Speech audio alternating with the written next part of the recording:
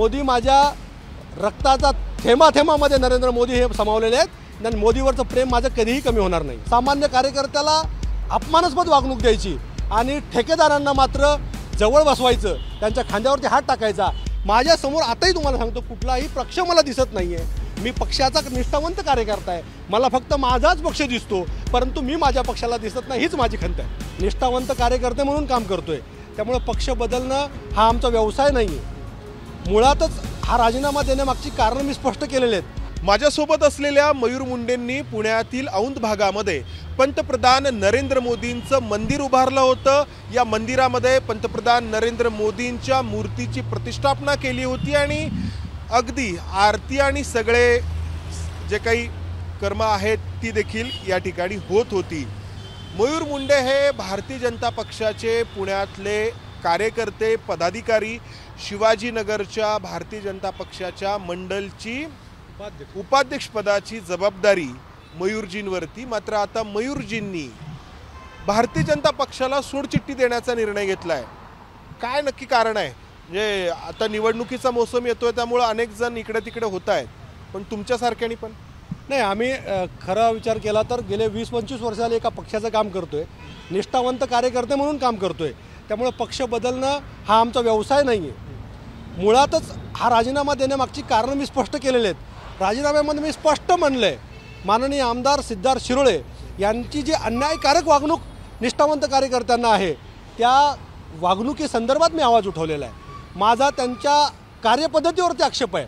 या मतदारसंघामध्ये मागच्या 5 वर्षामध्ये त्यांचे विकास कामं कुठेही दिसून येत नाहीत, मात्र फुटकं राजकारण त्यांच्या पदोपदी जाणवतं। सामान्य कार्यकर्त्याला अपमानास्पद वागणूक द्यायची आणि ठेकेदारांना मात्र जवळ बसवायचं, त्यांच्या खांद्यावरती हात टाकायचा। या सर्व ही जी प्रताडणा आहे, या प्रताडणेचा एक जे म्हणतो आपण अन्यायाच्या विरोधात मी आवाज उठवतोय, त्यासाठी मी पदाचा राजीनामा दिलेला आहे। पण तुम्ही मुळात आधी सांगा की तुम्ही याच्या आधी भाजपशिवाय इतर कोणत्याही पक्षात नव्हता आणि कधीपासून भाजपमध्ये आहात किंवा भाजपशी संबंधित संघटनांमध्ये आहात? मी 1995 त्यावेळेस गोपीनाथरावजी मुंडे साहेब यांच्या प्रेरणेतनंच मी भारतीय जनता पक्षामध्ये जॉईन झालेला आहे। तसे माझ्या घरचे जरी बॅकग्राऊंड बघितलं ते भारतीय जनता पक्षाचेच लोक आहेत, त्यांनी आयुष्य आपल्या पक्षासाठी घालवलेले लोक आहेत। पण मी 95 पासून माझ्या करिअरची सुरुवात केली।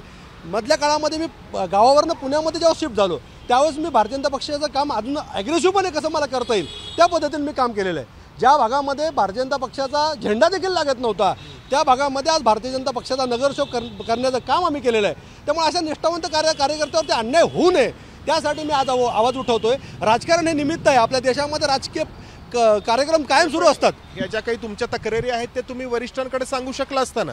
मी वरिष्ठांना पत्राद्वारे कळवलेलं आहे, पण तिकडनं मला कधी काही उत्तर आलेलं नाही। कोणाला कळवलं? मी बावनकुळे साहेबांपर्यंत पत्र पाठवलेले आहेत।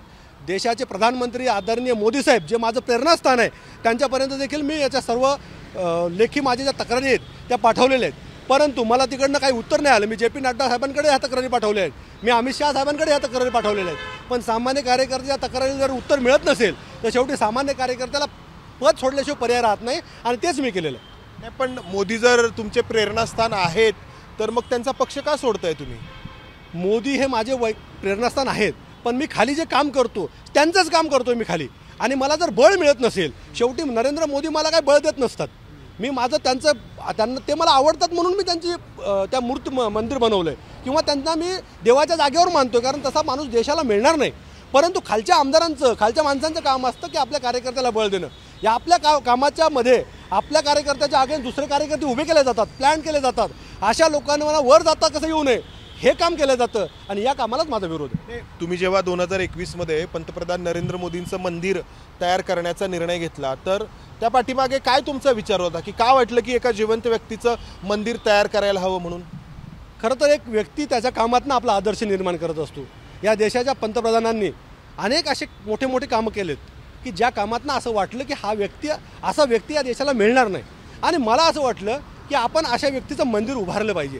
कारण आपण मेल्यानंतर अनेक जणांचे मंदिर उभारतो, पण जनतेला ते माहीतच नसतं तो कोण आहे। त्यामुळं जिवंत माणसाचं मंदिर यासाठी उभारलं की सामान्य माणसाला देखील त्याला अनुभवता यावं। त्यालाच तर आक्षेप घेण्यात आला की जिवंत व्यक्तीचं तुम्ही का मंदिर उभारलं नाही, तो आणि पुन्हा ते मंदिर मला वाटतं काढावं लागलं कारण भाजपशी संबंधित अनेक लोकांनी आक्षेप घेतला। नाही, आक्षेप असा भारतीय जनता पक्षाच्या लोकांनी घेतलेला नव्हता। मग कोणी घेतला होता? भारतीय जनता पक्षाच्या लोकांनी त्याला सपोर्टच केलेला होता, पण काही विरोधकांनी त्याला खूप आक्षेप घेतला आणि ते उगाच विरोधाचं काम होऊ नये म्हणून मग मी स्वतःवरनंच ते निर्णय घेतला की आपण ते मंदिरातली मूर्ती काढून ठेवली पाहिजे म्हणून. पण मोदी अजूनही तुमच्या हृदयामध्ये आहेत. मोदी हे माझे प्रेरणास्थान आहेत. मोदी माझ्या रक्ताचा थेंबाथेंबामध्ये नरेंद्र मोदी हे समावलेले आहेत आणि मोदीवरचं प्रेम माझं कधीही कमी होणार नाही. मग असं असेल तर भाजप का सोडता? भारतीय जनता पार्टी मी याच्यासाठी सोडतो कारण भारतीय जनता पार्टी आम्ही काम करण्यासाठी एक पदाधिकारी म्हणून आम्ही कामं करत असतो आमच्या संघटनेचे. पण संघटनेचा जर काही मला तक्रारी वाटत आहेत त्यामुळे मला असं वाटलं की या संघटनेचं आपण काम करू नये. माझी स्वतःची एक संघटना आहे. काय झालंय संघटनेमध्ये नक्की? नाही, संघटनेमध्ये अक्षरशः मनमानी चालू आहे. आमदार मोदी म्हणजे या सगळ्या शिवाजीनगर मतदारसंघामध्ये तुम्ही म्हणताय की इतर ठिकाणी? नाही, तसं तर बातम्यावरून तुमच्याच बातम्यावरून असं लक्षात येतं की बऱ्याच जागेवर हा गोंधळ चालू आहे. पण प्रकर्षानं मला तो शिवाजीनगर मतदारसंघामध्ये दिसला कारण मी तिथे काम करतो. तिथे कार्यकर्ते प्लॅन केले चाललेत. प्लांट म्हणजे काय होतं? प्लॅन म्हणजे ज्या आता पक्षाने निरीक्षक पाठवले होते ते निरीक्षक जेव्हा आमच्याकडे आले तेव्हा त्या निरीक्षकांनी एक पत्रक दिलं आम्हाला, त्याच्यावरती तुम्ही तुमच्या चॉईसचा उमेदवार द्या. अरे परंतु उमेदवाराचं नावं डिक्लेअर नाही केलं. कोण पक्षाकडे तिकीट मागतं? 4 लोक तिचे ऑप्शन दिले पाहिजे ना. म्हणजे तुम्ही डायरेक्ट सांगता की तुम्हाला वाटतं ते द्या. असं येणाऱ्या विधानसभेमध्ये सिद्धार्थ शिरोळे यांना उमेदवारी मिळावी की आणखी कोणाला मिळावी यासाठी हे निरीक्षक आले होते. मला असं वाटतं की त्यासाठीच ते निरीक्षक आले असावे आणि त्या निरीक्षकांना यांनी आधीच मॅनेज केलेलं असावं. निरीक्षकांना मॅनेज केलं. काय नाव आहे त्यांचं? अर्थातच त्यांचं नाव मला माहिती नाही, पण ते 100% मॅनेज झालेले होते. त्यांनी काही मार्गदर्शन व्यवस्थित केलं नाही. त्यांनी सांगितलं नाही, चॉईस दिली नाही कार्यकर्त्यांना की बाबा हा कार्यकर्ता तुम्हाला हा नेता हवा आहे, हा नेता हवा आहे. काहीतरी ABCD ऑप्शन असतात ना, तो कुठलाही ऑप्शन आम्हाला दिला गेलेला नाही आहे. त्यामुळं त्या आक्षेपावर त्याच दिवशी आम्ही त्याच्यावर आक्षेप घेतलेला आहे. परंतु मला असं वाटलं की या संघटनेमध्ये मी गेली 25 वर्ष काम करतोय, इथं मला न्याय मिळत नाही. म्हणून मी असं ठरवलं की माझ्या नमो फाउंडेशनच्या माध्यमातून मी ऑलरेडी महाराष्ट्रभरामध्ये काम करतोय. हेच काम जर मी मोठं केलं, शेवटी मला अल्टिमेटली नरेंद्र मोदींसाठी काम करायचं आहे. त्यामुळं मला कुठल्याही प्लॅटफॉर्मवरती मी त्यांचं काम करू शकतो. म्हणून पक्षात जाणार कुठल्या? नाही, अजून मी काय कुठलं ठरवलेलं नाही. अजून ठरवलेलं नाही म्हणजे पुढे ठरवू शकता? नाही, आता ते शेवटी वेळ आल्यानंतर मी बोलेल तुमच्याशी. वेळ आल्यानंतर मी माझं सगळं तुम्हाला सविस्तर कळणारच आहे, ते मी तुम्हाला सांगेलच. अच्छा, वेळ म्हणजे विचार सुरू आहे? नाही, विचार असा काही नाही. शेवटी माझ्या जो आदर्श आहे त्या आदर्शाला जर कुठे धक्का लागत नसेल तर मी भविष्यामध्ये काही विचार करेल ते सांगता येत नाही. बरं. नाही, पण हे कसं पटणार सामान्यांना की एकीकडे बघा देव हा एकदाच म्हणजे जो आहे तो भेटतो आणि एखाद्याला तुम्ही देव मानला की तुम्ही देवच मानता. म्हणजे मोदींना तुम्ही देव मानलं, त्यांचं मंदिर उभा केलं आणि आता तुम्ही म्हणता की मी वेगळा काही विचार नंतर केला तर सांगता येत नाही. मग हे कसं देव बदलणं झालं ना? हे नाही, देव मी कधीही बदलणार नाही. तो देव माझ्या हृदयामध्ये आहे. पण कृतीमधनं आपल्याला कधी कधी असे निर्णय घ्यावे लागतात जे जनतेला आवडत नसतात. तरी देखील आज महाराष्ट्रामध्ये भाजप, शिवसेना आणि राष्ट्रवादीची युती झालेली आहे. ही जनतेला आवडलेली नाही, कार्यकर्ते मुळीच आवडलेली नाही. पण तरी देखील राजकीय व्यवस्था आवडलेली लोकांना. त्याच्यामुळेच मला सांगतो की निष्ठावंत कार्यकर्ता दुखावलेला आहे. निष्ठावंत कार्यकर्त्याच्या मनामध्ये हेच भावना आहे की आमच्यावर अन्याय होतो. 25-25, 30-30, 40-40 वर्ष आम्ही पक्षासाठी काम करतोय, संघर्ष करतोय आणि आज इतर पक्षातल्या लोकांना पक्षामध्ये इम्प्लांट केलं जातं. यालाच तर माझा आक्षेप आहे. पण हा आक्षेप तुम्ही म्हटलात की वरिष्ठांना तुम्ही कळवला, मोदींना पण पत्र लिहिलं, पण नाही कोणी दखल घेतली. पण मी पक्षात होत असतं, प्रत्येक पक्षात होत असतं. कधी काळी मोदी जेव्हा ज्युनियर असतील तर त्यांना पण याच्यामधून जावं लागलं असेल, म्हणून काही ते पक्ष नाही सोडून गेले. मुळात लक्षात घ्या, भारतीय जनता पक्षाचा कार्यकर्ता हा स्थावर कार्यकर्ता आहे. हा कार्यकर्ता कधीही पक्ष बदलताना तो 100 वेळा विचार करतो. देशाचं जर तुम्ही कॅल्क्युलेशन काढलं पूर्ण की किती लोकांनी पक्ष, कुठल्या लोकांनी पक्ष बदलले, तर त्याच्यामध्ये 1 लाख लोकांनी पक्ष बदलला असेल इतर पक्षामध्ये गेले. पण भाजपाचे कार्यकर्ते 100 मिळतील तुम्हाला की त्यांनी पक्ष बदलला. त्याच्या मागची मोठी मोठी कारणं असतात. त्यामध्ये आता तुम्ही एक आहात ना? मी म्हणत नाही मी आहे. मी तुम्हाला तेच सांगतो, मी नरेंद्र मोदी यांचा चाहता आहे आणि नरेंद्र मोदींसारखी मी आयुष्यभर माझं काम करत राहणार आहे. मग नरेंद्र मोदींनी ह्या सगळ्या ज्या काही तक्रारी आहेत, खरं तर आता ते इतक्या मोठ्या जबाबदारीवरती आहेत की हे सगळ्यात त्यांनी खरं तर त्यांना बघणं आता शक्य नाही आहे. पण इतर कोणी ज्या आहेत ते तुमच्या सगळ्या या तक्रारी आहेत, वेदना आहेत, तर त्या नाही समजून घेत. नाही, म्हणून तर मग काय वाटतं मग या सगळ्या याच्यामध्ये? नाही, कधी तर म्हणून मी तुम्हाला सांगितलं, मी शेवटी कायम एक विचार केला की अरे आपण पत्र लिहितोय, आपण सांगतोय, वरिष्ठांना सांगतोय, अन्याय होतो हे सांगतोय, पण याला जर वाचा फुटत नसेल तर शेवटी मला माझ्यासारख्या सामान्य कार्यकर्त्याला पर्याय राहत नाही. त्यामुळे मी आता तुमची ही जी वेळ आहे पक्षाचा राजीनामा देण्याची, त्याच्यातून एक शंका येते पत्रकार म्हणून की येणारी जी विधानसभा निवडणूक आहे तर त्याच तोंडावरती तुम्हाला का हे सगळं करावं असं वाटलं? काही तुम्ही किंवा तुमचा उमेदवार दुसऱ्या कुठल्या पक्षाकडून का नाही विचार करत, अशी शंका यायला वाव आहे ना? मुळात एक लक्षात घ्या, ज्यावेळी मोदींचं मी मंदिर बांधलं त्यावेळी देखील कुठलाही राजकीय अजेंडा माझा नव्हता. मी कुठलंही निवडणुकीचं पुढचं बस्तान माझं बसेल या हेतूने हे काम केलेलं नाही. माझी भावना, प्रेरणा ही त्यांच्याविषयीची निष्ठा असल्यामुळेच मी त्यांचं मंदिर बांधलं. आता देखील मी त्यांचा राजकीय विचार करून कुठलाही राजीनामा दिलेला नाही. आज ज्यावेळेस निरीक्षकांनी चुकीच्या गोष्टी केल्या, ज्यावेळेस असं वाटलं की अरे अतिशय चुकीची गोष्ट घडते, कार्यकर्त्याला विश्वासात घेतला जात नाही, कोणाला उमेदवारी मिळायला पाहिजे असं तुम्हाला वाटतं? कुठलाही निष्ठावंत कार्यकर्त्याला उमेदवारी मिळाली तर मला काही हरकत नाही. मी मागच्या वर्षी देखील काही नावं असतील ना तुमच्यासमोर? नाही, माझ्यासमोर कुठलंही नाव नाही. पक्ष जे नाव डिसाईड करेल त्याचं काम आम्हाला करावं लागणार आहे, त्यामुळे काही प्रश्न नाही. तुम्ही करणार का मग त्यावेळेस? 100% करणार. यांचंही काम भाजपचा राजीनामा दिला म्हणताय. यांचंही काम आम्ही केलं होतं. याच्या राजीनामा दिला म्हणता, मग काम कसं करणार? राजीनामा जरी मी दिला असेल तर मला संघटनेच्या माध्यमातून मी डायरेक्टली इनडायरेक्टली बीजेपीचं काम करतोच आहे ना. मोदीचं काम करतोय म्हणजे कुठल्या माणसाचं काम करतोय.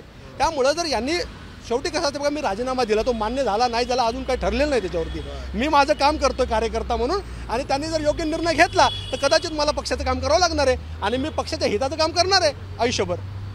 हे काय थोडंसं रुसणं आहे का थोड्या वेळासाठी? नाही, रुसणं असं नाही. मी राजीनामा दिलाच म्हणजे मी सांगितलं की मला करायचं नाहीये, पण शेवटी निर्णय त्यांच्या हातामध्ये. आता माझ्या हातून चेंडू निघलेला आहे, निर्णय त्यांनी घ्यायचा आहे. कुणी त्यांनी म्हणजे कुणी? पक्षाच्या राष्ट्रीय अध्यक्षांनी, पक्षाच्या प्रादेशिक अध्यक्षांनी किंवा शहर अध्यक्षांनी निर्णय घ्यायचा आहे. अच्छा, त्यांच्याशी काय बोलणं झालं तुमचं? नाही, मी तर बोललो नाही. मला आवडत नाही. मी मोदींचं मंदिर बांधलं देखील त्यावेळेस मी कोणाशी बोललो नव्हतो. माझी आवड आहे, मी जी आवड आहे वेदना तर झाल्या असतील ना की ज्या मोदींचं आपण मंदिर बांधलं त्यांचा पक्ष आपण सोडून चाललोय म्हणून. अतिशय कठीण मनाने मी हे निर्णय घेतलेला आहे. मी हा निर्णय घेत असताना 100 वेळा विचार देखील केलेला आहे, याच्या परिणामाचा देखील विचार केलेला आहे. परंतु ज्यावेळेस मी हा निर्णय घेतला त्यावेळेस माझ्या मनामध्ये मी 100% ठरवलं की आता मला हा राजीनामा द्यायचा आहे. माझ्यासमोर आताही तुम्हाला सांगतो कुठलाही पक्ष मला दिसत नाही आहे.